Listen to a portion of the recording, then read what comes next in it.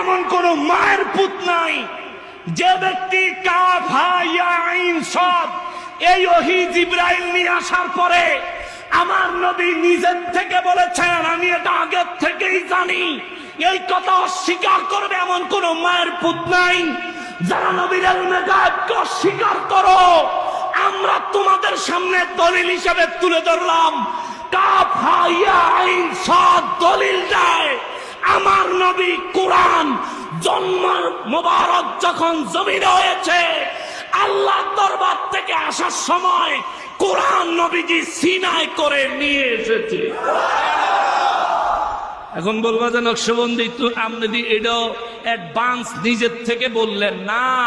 সূরা আল আরাফের 158 নম্বর আয়াত খোল। ফকিন্নির ফোলা, তোরে হাদিস কইলে তুই কস জয়ীফ, হাদিস কইলে তুই কস দুর্বল।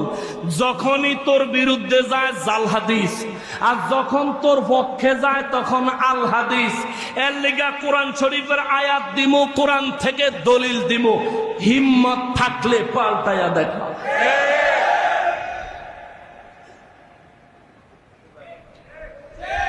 ঠিক কিনা বলেন? হিম্মত থাকলে জবাব দিয়া দেখা। জিবরাইল নবীরে না জানাইলে নবী জানতো না আল্লাহ